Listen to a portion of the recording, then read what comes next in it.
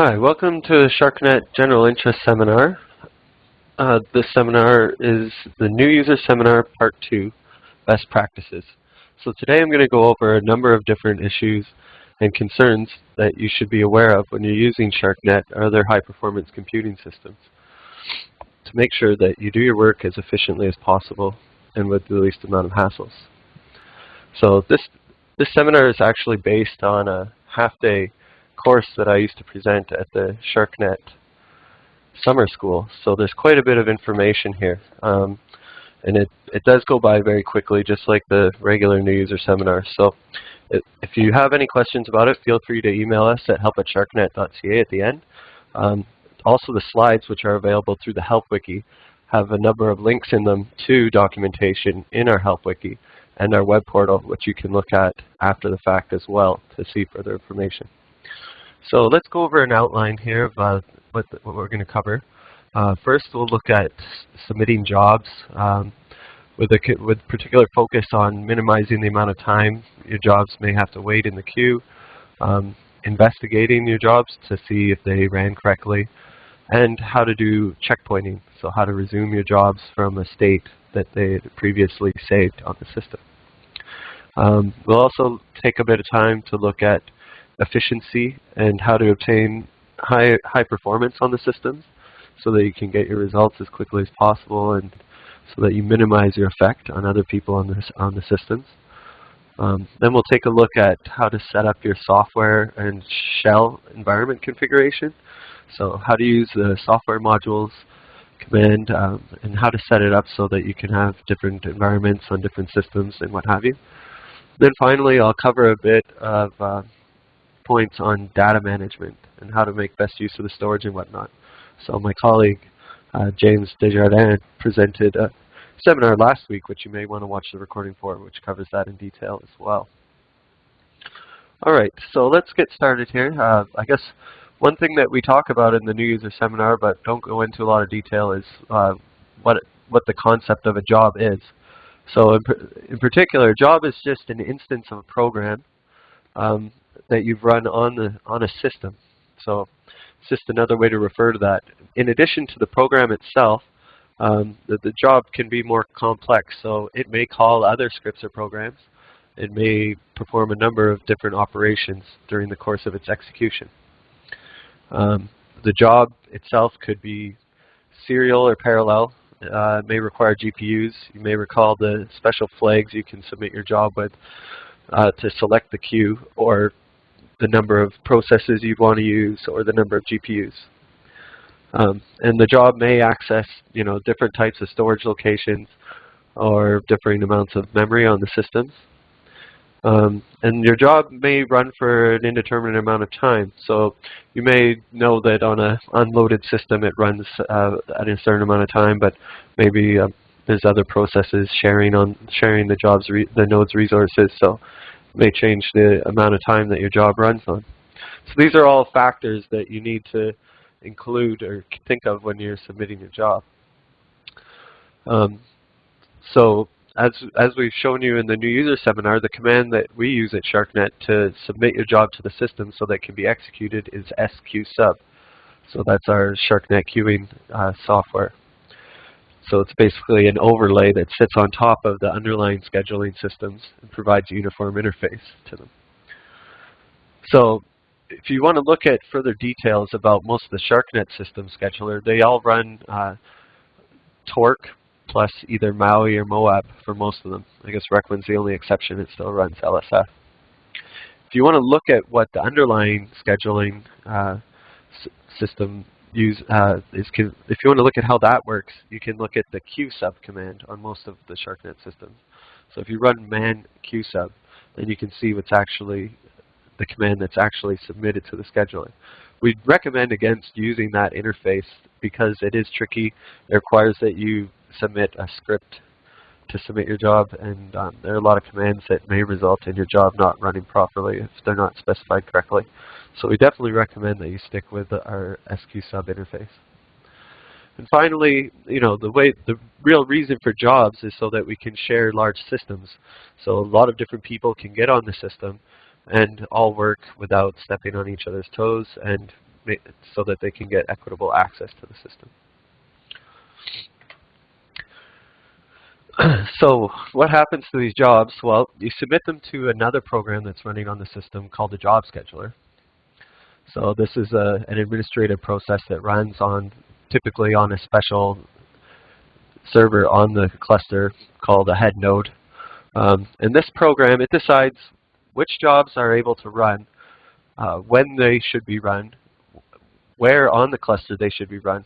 If the job has particular resource requirements, it may only be able to run on nodes of the cluster that have a lot of memory, or nodes that have GPUs, for example. And then finally, it also takes into account a number of administrative policies that are set up in its configuration. So one of the main aspects of that is that we implement a system called fair share, which makes jobs submitted by a user who's used a lot of resources slower to start than jobs by someone who hasn't used very many resources at all. And this is to make access equitable. So if someone's new to the system, they should be able to get on quickly and start testing things out and whatnot, and not be held up by somebody who's been using a large fraction of the system for months or years on end. So that's often referred to as fair share, and it's based on your accrued usage. There are also other policies that dictate how the jobs can run, what jobs are permissible, what types of parameters you can specify as well. Those are all configured into the job scheduler configuration. So you can, if you look at the slides later, we can click through and look at these actual policies. I guess the tooltip doesn't come up there, but that we have a listing of the basic policies that we follow in our help wiki. So as your job is submitted to the system, it'll sit in a queue waiting to run amongst everybody else's jobs. Eventually, it will become the highest priority job. And the scheduler just goes over all the jobs, within a certain time frame, checks them all, recalculates the priority for them all, and then decides if the top priority job can find a place to run on the system. If so, it will send it out. Then the job will start. So it'll be dispatched to the compute nodes on the cluster. It'll start running. And then finally, once it completes, it will report back information to the job scheduler. So there's also another process, or a group of processes running on the cluster nodes themselves, which manage the resources. So they also help in collecting information about the jobs and relaying that back to the scheduler.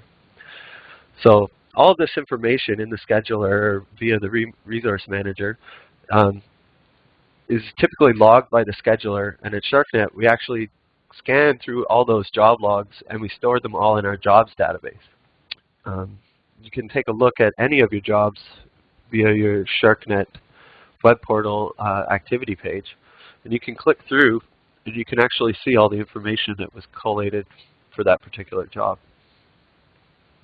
So here's some important tips for submitting your jobs and for making your life easier on the systems. So the first thing that you should do is to automate as much of the process as possible. So if you're just coming to the system for the first time, you may just submit a job, from the command line and wait for it to, start running. And maybe if you have half a dozen jobs, you'll just do the same thing. But once you start to develop a workflow, or if you have a lot of jobs to submit, then you may want to consider even writing a script to do all the job submission for you and to make sure that everything stays organized. So, one of the best pieces of advice in that sense is to learn the shell. So at Sharcnet, the default shell, or the command line interface, is bash. So it's a good idea to learn that if you're not familiar with it, at least the basic commands. Or you could use another language. For example, Python is used quite often now.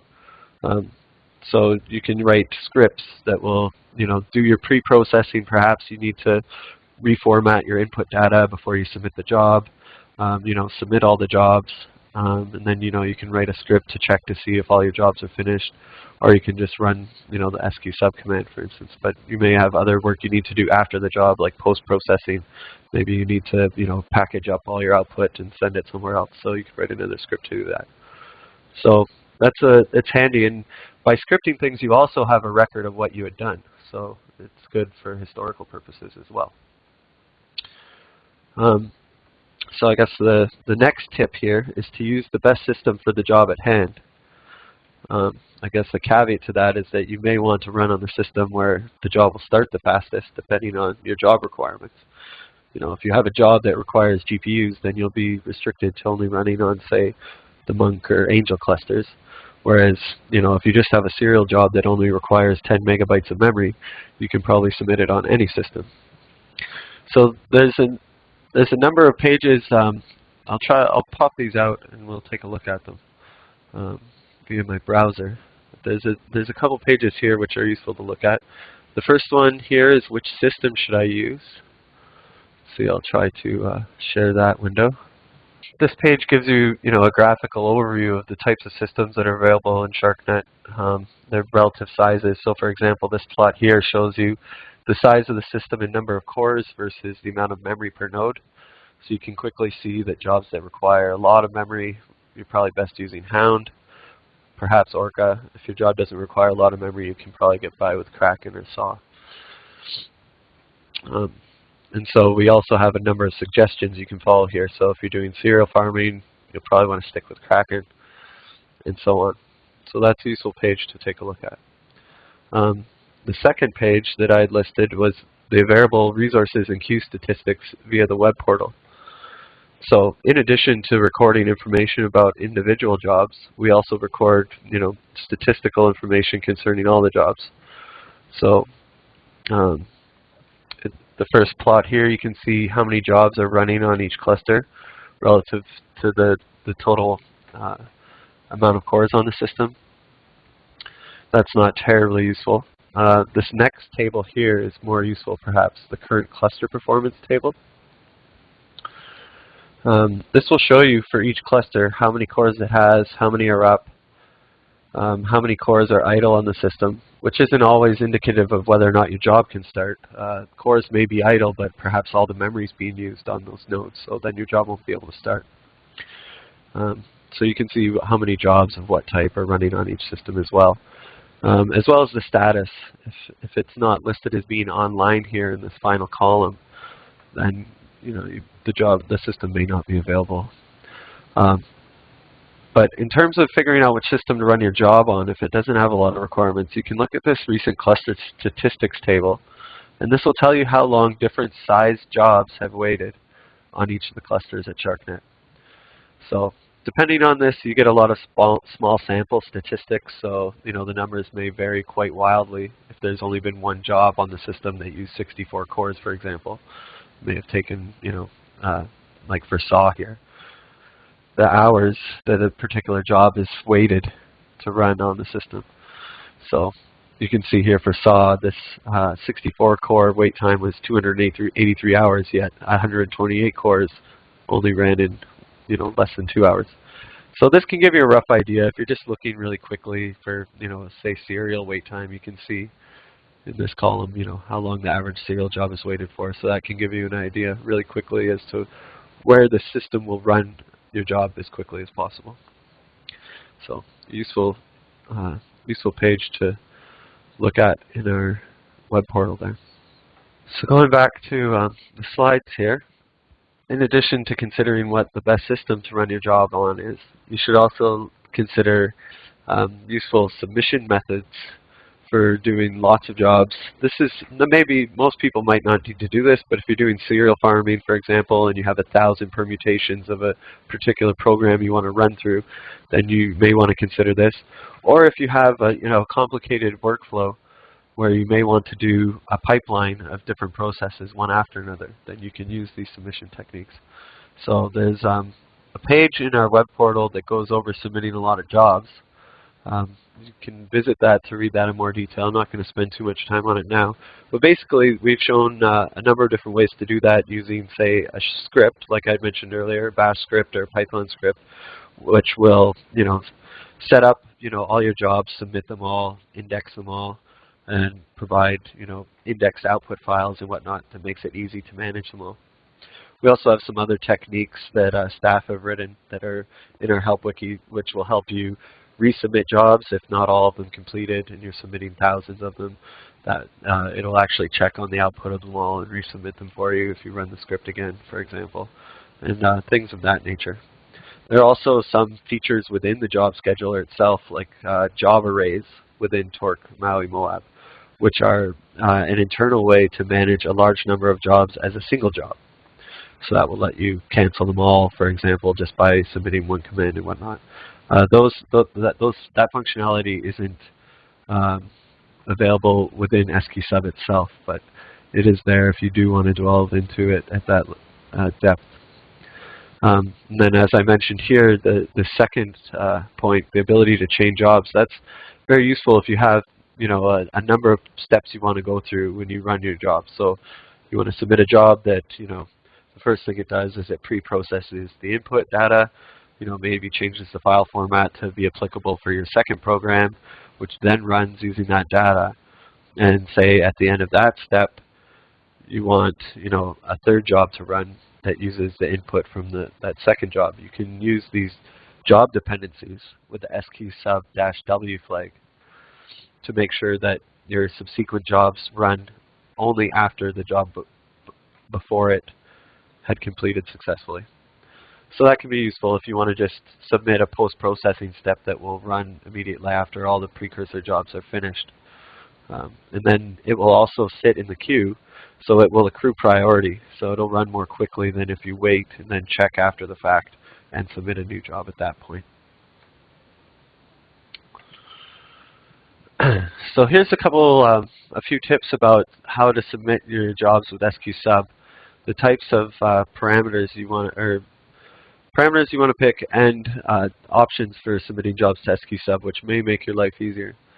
So the first thing, we mentioned this in the new user seminar, but I think it's worth repeating, is that you should pick appropriate resource estimates for how long you want your job to run and how much memory you want it to use. In general, for the memory, you have to specify that with the -mpp flag. And we recommend setting that to be, almost the amount that you'd expect at a maximum, plus a bit of overflow in case, the dynamic program might allocate more or less memory than you'd expect. One thing to note is that all the memory limits on Sharcnet systems are enforced via the virtual memory reported, not the resident amount of memory. So old programs that are written in Fortran and whatnot, they may report a static amount of memory, whereas most newer programs and whatnot will use dynamic memory, and so it'll all be managed via the virtual memory. One of the main reasons why the virtual memory is used is that the kernel can actually track the resident memory or the static memory, the physical RAM used by the process. So we track via virtual memory. So if your program does something really crazy and allocates, a lot of memory and doesn't use it all, then it'll probably hit the memory limit. So you may have to change how you program your program in that case. But you do want to just set your value so that it's just above what you need, so maybe 20% larger here is what I've recommended. But the less you use, the better, or the less you request, the better. It means that your job will more easily fit on the system, so it'll run as soon as possible relative to somebody that requested more memory. And you'll just be using less resources that will be available for other jobs and other users on the system. Similarly, there's the wall clock flag -R. This specifies how long you want your job to run in terms of real wall clock time, not CPU time. So we recommend that you set that to, maybe give yourself 30% leeway in terms of finishing beyond what you'd expect at a maximum. This one might be a bit more temperamental. If there's a lot of processes running on the particular node you're using and doing I/O, there may be contention for the network. And then your job might run slower. If somebody's really doing a lot of intensive work on the file system, it might slow down everyone else's jobs too. So you may want to increase that a bit to make sure your job isn't prematurely killed once it hits that wall clock limit. But again, specifying a shorter value here allows the scheduler to fit it into slots, for example, that might open up briefly on the system. Especially if it's a pretty short job, then it'll make a big difference. We definitely recommend, again, setting it to be the maximum value, because then the scheduler has no idea and it will have to wait for a larger opportunity to execute the job. So there's some other flags here for submitting different process or thread geometries. So you may notice in the new user seminar, we typically only mention -n, which is the number of processes or the number of threads you'd want to use in your job naively. If you need to submit a job that has hybrid geometry, say it uses threads and MPI, so there's multiple processes running with multiple threads underneath each one, then you'll need to make use of this TPP flag, for example, threads per process. -N will let you submit a job that requests n individual nodes for your processes to run on. So if you want your job to not have multiple processes land on the same node, you would use -N. You can use that in conjunction with -ppn, or processes per node, to specify, if you need 10 nodes and you want 2 processes per node, then you would do -N10, -n20, and -ppn2, for example. And that would give you 2 processes on 10 different nodes. Conversely, if you want to fit as many processes into a node as possible, you can use --pack. So that will try to make sure that you don't leave gaps between the nodes. And finally, if you need to do hybrid, as I mentioned, hybrid jobs, you'll want to use --TPP. So if you say you want to use 2 threads on 2 processes, then you can submit -n4, because you want 4 total threads, and then you do --TPP2. That would run 2 processes, 2 threads per process. If you have really unusual requirements and you don't want your program to use the default MPI execution that we submit through sqsub, then you can use this --no MPI run flag for sqsub, and it will bypass it. It'll bypass setting up the actual MPI run command from within sqsub. So then you need to submit your job such that it had a full MPI run command itself that was compatible with the particular MPI you were using. More than likely, it would be OpenMPI at Sharcnet. So that's a bit more complicated. If you do run into that sort of situation, you're probably best off emailing help@sharcnet.ca to get some help with that. But in general, we'd recommend just using the default in the sqsub command. If you need more resource limits for certain things, you can do, for example, there's 2 examples here, -f do stack.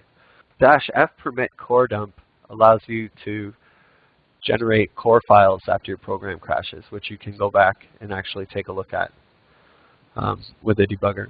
Whereas fdostack, I think, prints out the stack trace if the program fails properly. Finally, the other flag, which I'm pretty sure we mentioned now in the new user seminar, is GPP. So that's to specify how many GPUs you want per process. So if you need to use more than 1 GPU, you can specify that via GPP on both Angel and Monk. You should note that I believe this is still the case, that GPUs within Sharcnet are compute exclusive by default. So that means that each GPU only serves 1 job at a time. It won't allow multiple jobs to access the GPU at once.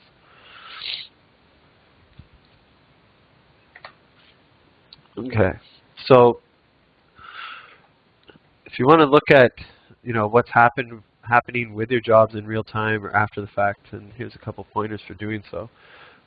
You can see all your running and completed jobs in the web portal at My Account Usage Activity. So I believe if you first log into the web portal and you scroll down to the bottom of the page, you'll see a listing of your jobs there as well. So you can actually go into that table there, and you can change it so that it displays more information to you. Or you can just click through on the job ID for any job, and then you can see the full database, what's stored in the database for that particular job. Um, if you want to look at presently running jobs, you can use the qstat or sqjobs commands to find out more info about them. So if you just type sqjobs or sqjobs followed by your username, that will print all of your currently running jobs.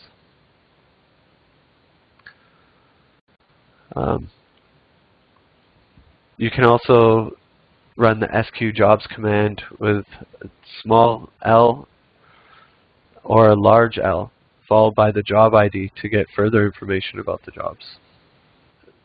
The capital L is useful because it'll print out information about each of the processes in the job, so you can get quite a bit of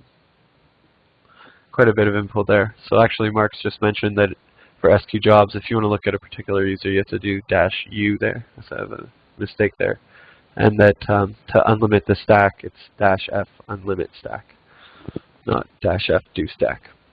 So thanks, Mark. Yes. So with sqjobs, so you can look at information about your jobs in real time with this -L, capital L flag. You can also log into the compute nodes to actually watch your processes while they're running.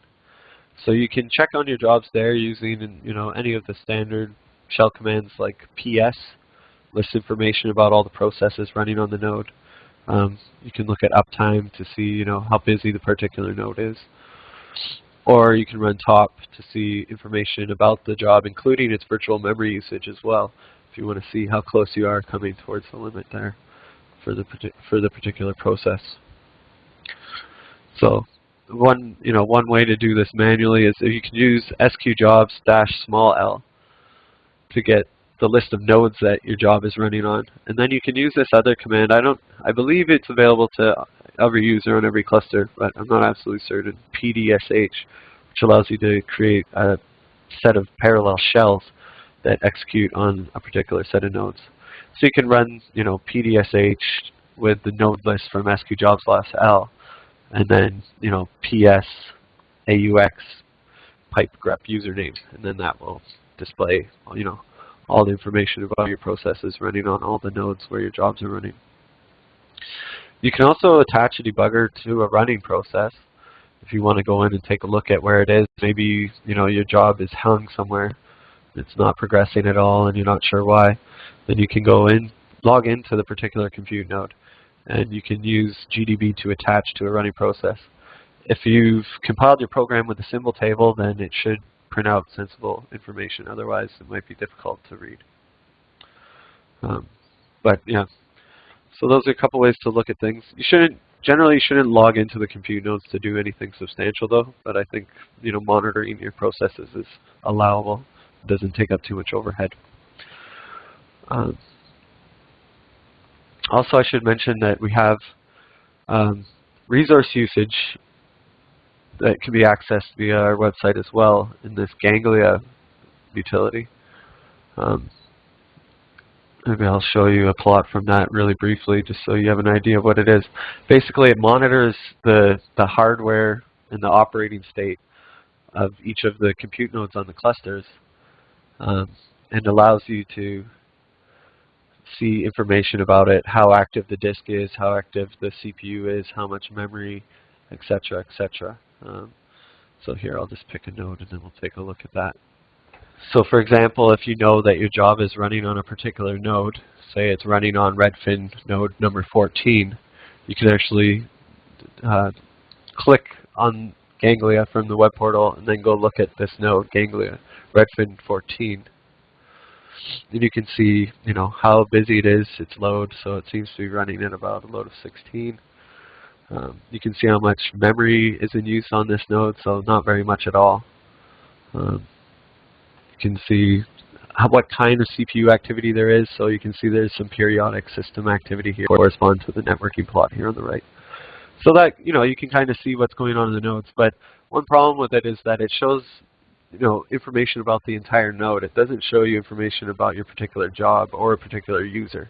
So if you're sharing the node with another person, then you won't be able to see, you'll be able to disentangle that just from that plot. But again, it might be interesting to look at depending on what you're doing. So in terms of the exit code, so after your job's finished, the job schedule will report an exit code for the job. Actually, I think the resource manager passes it back through. A note about the Torque, Moab, Maui exit codes, since that's what we're using on most of the systems. If the exit code's less than 128, then that typically means it's an internal error. It might be with the scheduler, or it might be with the network, or the storage, or something else, something beyond the scope of your program. So if that's the case and you're not entirely sure about it, just report it to help, and then we'll try to help you out to figure out what may have gone wrong. If it's larger than 128 and less than 255, then it's a program exit code. So it's something that your program's returning, or a signal that has been issued to your program by the operating system that denotes a problem with the execution of your program. So for example, if your exit code is 137, the actual reported code is that value minus 128. So 137 minus 128 is 9, and that's the signal for kill signal. So that would mean that your job was killed, more than likely by the operating system for exceeding some sort of limit, or perhaps some other reason for your job being terminated. Maybe the administrator had to kill all the jobs on the cluster. To see what value most signals have, you can run the command kill-l. That will give you a listing of all the different process signals that can be reported. If you do encounter an error like this, you usually have to debug your program to solve the problem. So at Sharcnet, there's a number of different debuggers you can use. DDT is our preferred debugger. It's a graphical interface. It allows you to debug serial, MPI, threaded, I believe even GPU jobs to some degree. And so you can use that to see where your program is crashing and whatnot. You can run it on the development nodes, for example, interactively, so that you can play it forward and figure out where it's gone wrong. There's also debuggers like GDB for just simple serial debugging. And so one thing I should mention here is that the job output gives advice now concerning common errors. So if you did get signal 9, the job output will actually add a line there that will indicate that. So I'll just go over the output file epilogue section real quickly here. So this is really useful. It's an addition that we've added to the job output that gives you all the essential details about your resource usage and the status of the job. So you can see it includes the job ID. If you want to go back after the fact to look at what happened with your job, it's important to have that value. So it's in the database already, but at least this way you can actually correlate it quickly with the particular job if you save your output files, which you should do. In this case, the exit status is 0. That means that the job completed successfully. And so there's a corresponding line down here that says that, job completed successfully. If your exit status was 137, I suspect that there would be a line here that would say, job was killed by system with sig kill, status 9. So this epilogue will actually translate some of these exit statuses for you to give you a better idea of what may have gone wrong with your program. And yes, if you have any suggestions for improvement to this, definitely let us know. Email us at help@sharcnet.ca. But even beyond that, you can also see your CPU time. So how much of the time you were assigned on the CPU cores across your entire job was utilized. So for this particular job, you can see that I had requested 4 processes for 300 seconds of each one, and I'd only used 11 seconds. So that was a very short execution relative to the amount of time I'd asked. So CPU time is accrued over all the processes. Elapsed time is the actual wall clock time that your job took. So in this case, I asked for 5 minutes, and I only ran for 15 seconds. So that was only 5% efficient. Not that great. And then finally, you can see your virtual memory usage too. So this allows you to tune it up and down, your MPP value for sqsub. So in this case, I just used the default 1 gig, but looks like my program could have got by requesting, say, 200 megabytes with ease, right? The epilogue also contains a number of warnings here referring to my resource requests versus my actual utilization. So, it's telling me that I should really clamp these down more to make sure that my job doesn't over-request what it's actually going to be using. Okay. So continuing on, another aspect of jobs that you'll want to be aware of is how to do checkpointing.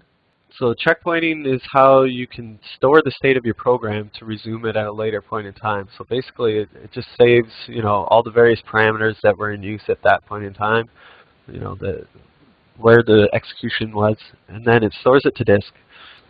So why should you checkpoint? There's two main reasons. So if you're doing a long calculation, say your job's going to run for at least 7 days, you want to make sure that if it fails on the 6th day, you don't lose all 6 days of that computing that you had been doing.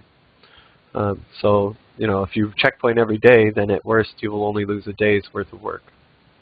And the second reason is if you have to do a really long simulation, and say you have a molecular dynamics simulation that's going to run for a month on end, the only way to actually do it is to checkpoint it at the end of each week and then restart it from that point, because our queue runtime limits are limited to 1 week in time. That's kind of maybe a bit heavy-handed, but it does ensure that people are checkpointing at least on a course basis. So there's a couple different ways you can implement checkpointing. You can either code it into your program yourself. Lots of programs may have it built in, to the program automatically, so the functionality may already exist for it. Most programs do, if they're mature. And then there's also a software package called BLCR at Sharcnet, which you can use to actually do checkpointing. So I'll show you an example of how that works in the next slide. I guess one thing you have to consider is how often you should be checkpointing. It doesn't make sense to checkpoint every 5 minutes, but you will want to checkpoint maybe every 6 hours, every day. Just showing the next slide here with BLCR. So the way this works is that you SSH into the cluster you want to use, compile your program. You don't need to compile it any differently than if you weren't going to use BLCR. When you submit your job with sqsub, though, you need to specify an output file that's distinct for the job, so you can identify it with %J. And you also need to prefix your command you're going to run with $SN_run. That'll submit a job like normal. And then periodically you have to run this SN checkpoint command, followed by the job ID for the job that you submitted with SN_run, followed by the name of the program that you submitted. And that will create a checkpoint file. At any point after that, you can either kill the program or it might end naturally from the system hitting its limit or whatever. And you can resubmit it. Again, you have to specify a distinct file name. If you use %J, then it should be different than the first one. And then you have to prefix your command with SN restart, followed by the job ID of the previous job. Then you should be able to see that it's resumed following from the point where SN checkpoint was run. So you have to run that SN checkpoint command periodically to update your checkpoint file. Right now, I think we only have BLCR on Orca, so the second point doesn't matter too much. But in general, you probably can't take a checkpoint from one system and run it elsewhere. It also only works with dynamically linked executables, so statically linked executables won't work with BLCR due to the way that it hooks itself in. Okay, so let's go into some performance issues here. I'll try to cut through this pretty quickly. So, why would one want to use HPC? Well, there's really only two reasons why you need to go beyond, your desktop computer. You either want to solve a problem more quickly, or else you want to solve a larger problem, one that requires more memory or more storage, and what have you. So you might, it might be both of these reasons. And again, like I mentioned earlier, the particular system you use will depend on the problem at hand.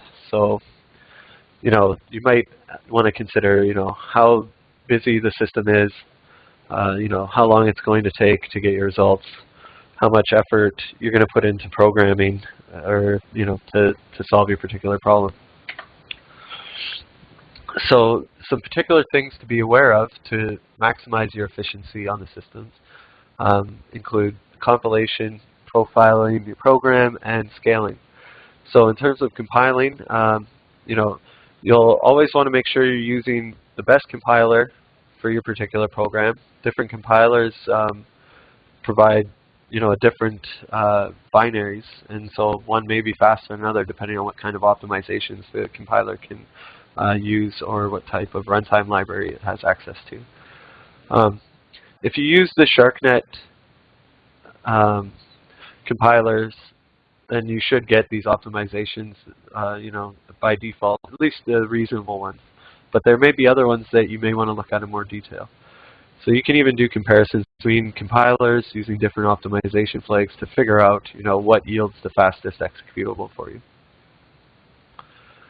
The second point here, profiling. So if you're not familiar with your program, if it's something that a different grad student wrote 5 years ago in your lab, or something like that, then you may want to profile it using a tool which will count how often it finds the program in a particular routine. And then you can look at those statistics to try to understand where the slowest points are in the program, the rate limiting step, and you can focus on that particular part of code to see if you can speed it up. So there's a number of different tools for profiling. There's a command line one called gprof, which may be useful for serial programs. If you want to do something more extensive or look at MPI programs, for example, we'd recommend that you take a look at our map profiling tool. So this is our default profiler at Sharcnet. And we have documentation in our help wiki concerning its use, but that will allow you to see it with a graphical interface, pick through your code and see where it's spending all of its time. It may be that you have some code that you can replace with an optimized library function.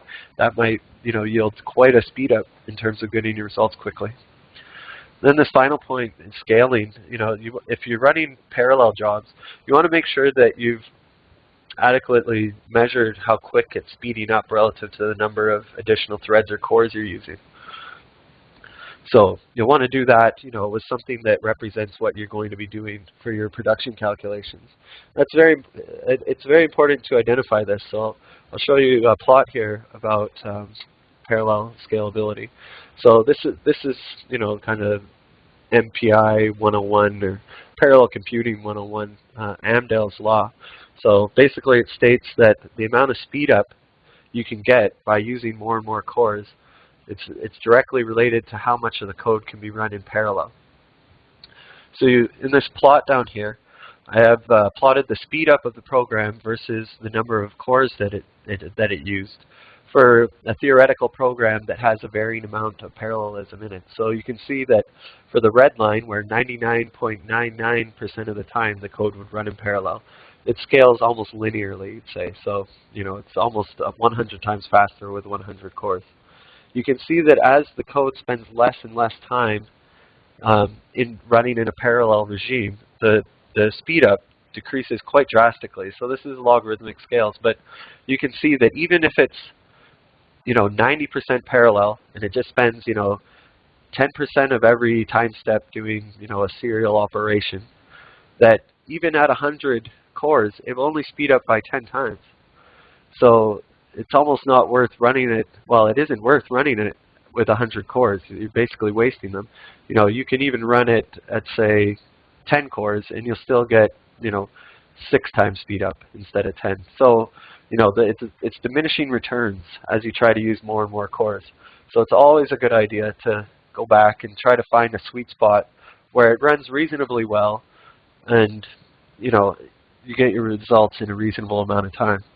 So you can see that for anything less than 90%, even 99%, you really don't want to try to scale out too far beyond 32 cores, for example. So something to be aware of. Different types of programs have different characteristics in this regard. So you really do have to measure it and look at the values for each one. Okay, I was going to go into a bit of detailed modules, but I'll just go over this briefly since we do mention it in the new user seminar. So modules is it's actually called environment modules, I believe, is the actual name of the package if you go look it up on SourceForge or whatever. But we just call them modules. So it's a command that runs a script, which is called a module file, to set up your shell environment for that particular software package or software module.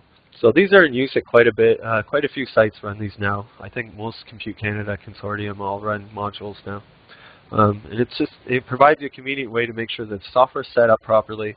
You don't have to change your shell environment manually or try to hack things into working. You just have to run these commands and your environment will be set up for you. So the necessary commands, module list shows you what you currently have loaded in your environment. Module avail shows you the types of the different modules that are available on that particular system. That'll give you a full listing. If you want to see the details about what a module sets, you can do module show and then the module name for that particular module. That will actually show you, all the environment variables that it sets and whatnot. And then the two commands for changing which modules you have loaded or unloaded are module load, followed by the package name, and module unload. So it's pretty intuitive. And so you can change, which packages you have there based on those two commands. I should mention that every module has a default version, so we recommend that you use that default version in Sharcnet unless you need a particular version, because that's the one that's probably been tested the most, and it's most likely to work well.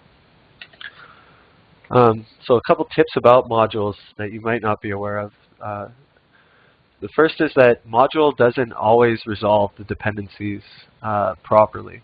So I know if you have one package loaded and you take away its dependency, you can then load a conflicting package after the fact.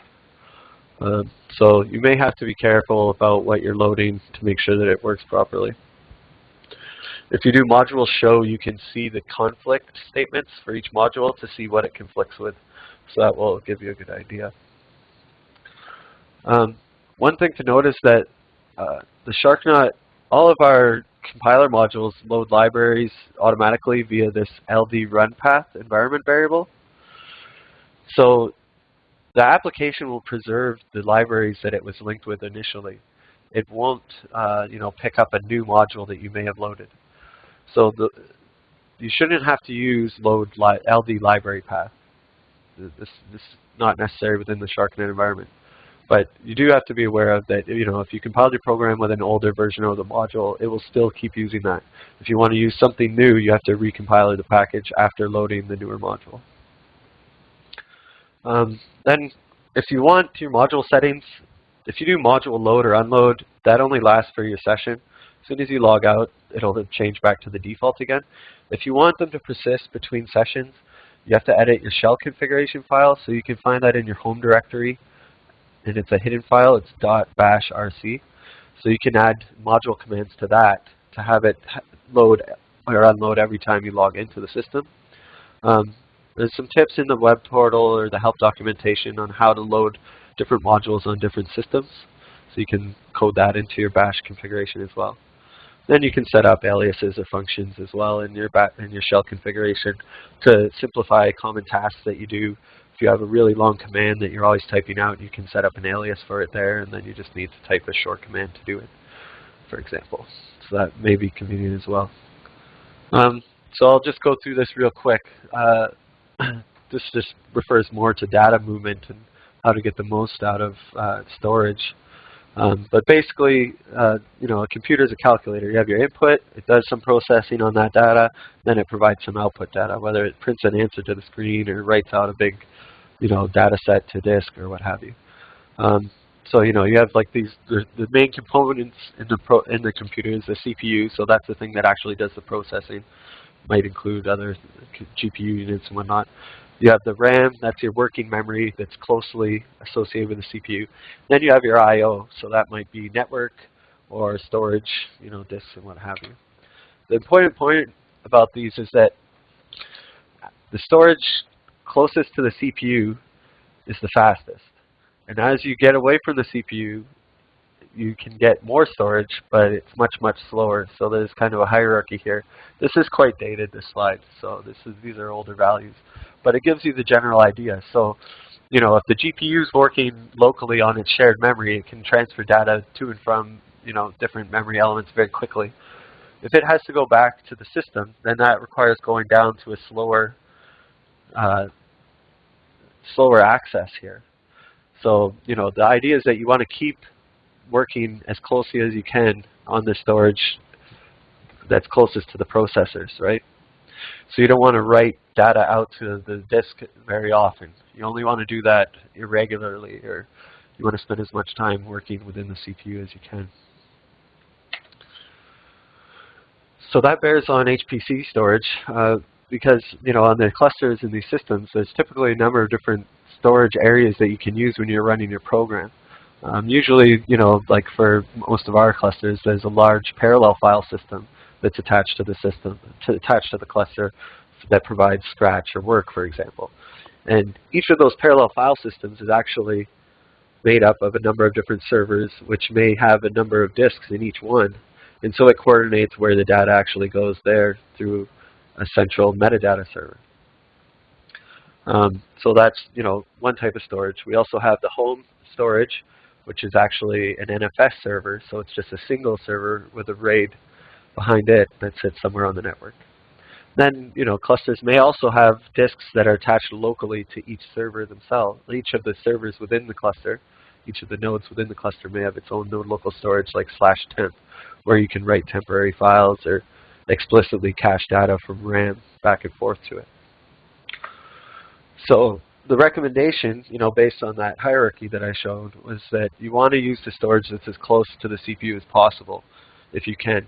So if you only need to write, you know, a small checkpoint file fairly often, it's much better to just use temp than to write that all the way back out to work. In terms of other types of storage that you should make use of, you should back up all your important files. So make sure that all your code or your reporting configuration is stored to home at Sharcnet, because that's the only file system we back up. You should probably think about backing up your files yourself. You know, you can make incremental backups where you save every month to, you know, one of your own disks in your lab, for example. And then if you're doing, you know, if you're working in a larger group, or if you just want to keep a good history of code you're working on and whatnot, definitely use a revision control system like Git or SVN to keep good track of what changes you've made and to document things properly. That also gives you a chance to back things up elsewhere. Make sure that you archive historical data. Don't leave things just sitting around in, you know, work or scratch indefinitely. Because it'll either get deleted if it's on scratch, or if it's on work, it's not backed up anyway. So if there's a problem, you might lose it. But, you know, it's just good to keep the disk free and to put stuff on a slower disk, like a tape, far away.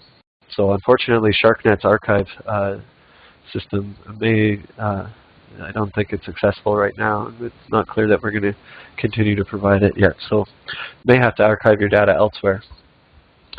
An important point about data is that, you know, disk is always in demand, and there's only so much of it. Once it's used up, typically it doesn't get freed up. But cycles are cheap, so if possible, make sure you compress your data. So spend some time to crunch it down into a smaller footprint. That will mean that, you know, you're using less shared resources. So there's a number of ways to do that. There's quite a few command line utilities like gzip. tar has compression built into it.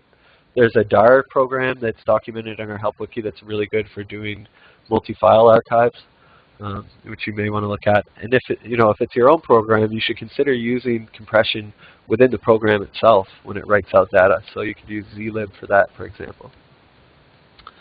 Then finally, make sure you aggregate your files in your directories. If you have directories that are full of files, you know, eventually it will slow down all the commands you run. The system has to go and check out details for each one, and it takes a very long time.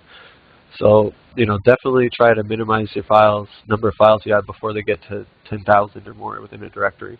So, you know, you may want to use tar to pack them all into one single file, or, you know, you can think about breaking up your directory structure further than just having a monolithic directory.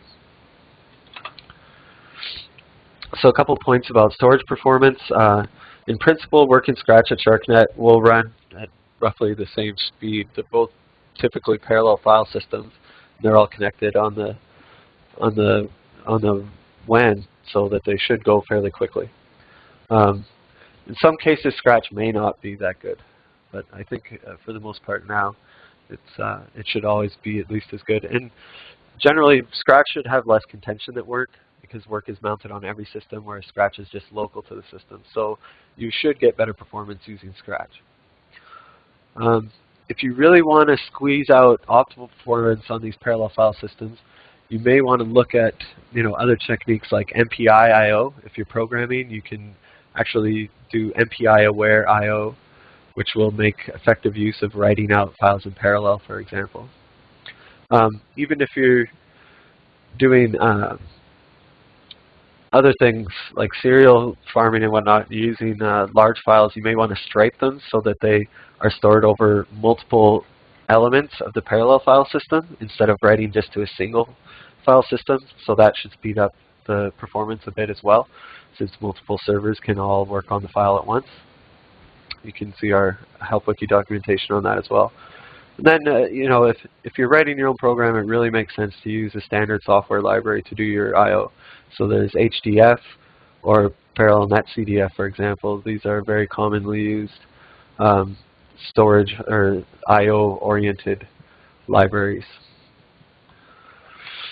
Another point that we do mention, I think, in our new user seminar is that you should avoid doing too many file operations, because it puts a load on a single bottleneck within the system, the metadata server that coordinates all the I/O. So it's very important to try to minimize that. So don't, if your program's writing output at the end of every step, you shouldn't open and close that file every time. You should just leave it open the whole time and write to it. Likewise, for writing output, you shouldn't open up 1,000 files and write a number in each one. You should just open up one file and write all the numbers into it. I was going to just mention a few things about transferring data. So there's a number of GUI programs that are very convenient for transferring data. You can see the seminar that James gave last week, where he went into detail on some of these. So Globus is a up-and-coming star in Compute Canada now. We have this installed on a number of the different sites. So that's a GUI interface that lets you transfer data between various servers and endpoints. If you're just working at the command line, you want to do some quick things. You can use the SCP command. I'll just skip through that briefly here. There's a number of flags that you can use to change the behavior of it, but that's just a simple point-to-point copy. If you want to copy a lot of files at once, or you should probably try rsync. So that will allow you to resume interrupted downloads. Say something goes wrong, files have changed. You can just rsync back over top again, and it will just update the files that have changed. Just some fine points about transferring data. So only the cluster login nodes and the DTN server can see outside of the Sharcnet network. So you can't copy data from Google straight to compute node number 23 on Orca. You have to actually copy it through the login node or copy it through DTN to one of the storage points. I'd recommend using DTN, period, for all data transfer in and out of Sharcnet. DTN is a special data transfer node that will mount all the Scratch directories and the work and home directories and whatnot. So you can actually see everything from there. And it allows you to run unlimited process runtime. The login nodes, if your process runs for over an hour, it will be automatically killed. Whereas on DTN, it can run indefinitely. So if you're copying over 10 terabytes, the only way to do it is via DTN. Another smaller caveat here is that different networks have different paths and bandwidth into Sharcnet. So if you're sitting on your lab connection, at the university, and you're at a Sharcnet institution, you should probably have a pretty fast connection into Sharcnet. But if you're transferring data from some third-party provider, then it'll have less bandwidth, and it'll take a lot longer to transfer your data into Sharcnet. If you need to transfer a large data set, you should probably talk to us first to make special arrangements, or just to get some good advice as to how to go about doing it. So, in summary, I just recommend you to follow this paragraph here, to take some time to learn about the different computers you're using, well, the types of computation you're doing and whatnot, the best practices, so that you can get your results as quickly as possible, and so that you're a good community user on the systems, and we all get our work done as quickly as we can. So if you have any questions about the seminar, feel free to email help@sharcnet.ca. Definitely be able to reply or follow up again. All the slides will be stored online in our online seminar section in the Help Wiki too. So if you want to click through some of those links that I had that I didn't follow through during the recording, you can always go there and read them from there. So thank you for attending. I hope you found this useful.